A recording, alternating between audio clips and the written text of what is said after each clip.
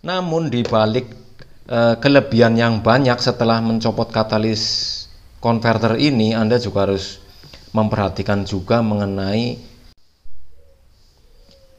Nah, di video berikutnya ini saya akan jelaskan bagaimana dampaknya ketika catalytic converter ini dilepas dari pasangan originalnya ya. Ini saya sudah praktek langsung, saya sudah mengganti dengan manifold modifikasi yang racing ini di sini tanpa ada catalytic converter. Sebenarnya dampaknya ke mesin itu seperti apa dampaknya? Terusan efek ke power atau tenaganya seperti apa? Ini di video ini mau saya ulas. Namun di balik kelebihan yang banyak setelah mencopot katalis konverter ini, Anda juga harus memperhatikan juga mengenai dampak negatifnya jika tidak menggunakan catalytic converter. Oke, untuk yang pertama saya ceritakan dulu mengenai setelah saya menggunakan manifold header modifikasi seperti ini tanpa menggunakan catalytic converter. Yang saya rasakan yang pertama adalah tenaganya memang sangat besar. Jadi tarikannya, ledakan tenaganya itu lebih besar. Horsepower-nya lebih besar. Yang kedua adalah akselerasinya lebih cepat. Anda akan merasakan dampaknya jika menggunakan manifold header racing seperti ini ketika ditanjakan.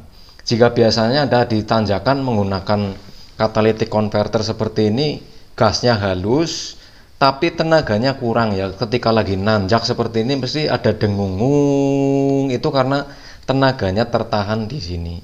Begitu catalytic converter ini dilepas pakai header manifold yang racing seperti itu, ketika ditanjakan terasa sekali, ketika digas spontan dia langsung ngacir ya, gacor banget, naiknya cepet banget, akselerasinya bagus, tenaganya juga besar.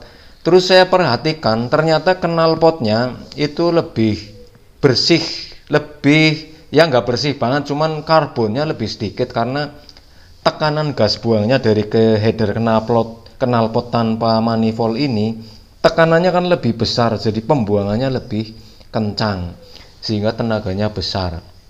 Meskipun nanti bahan bakarnya jelas lebih boros, apalagi jika mengganti manifold header catalytic converter ini tanpa setting ECU.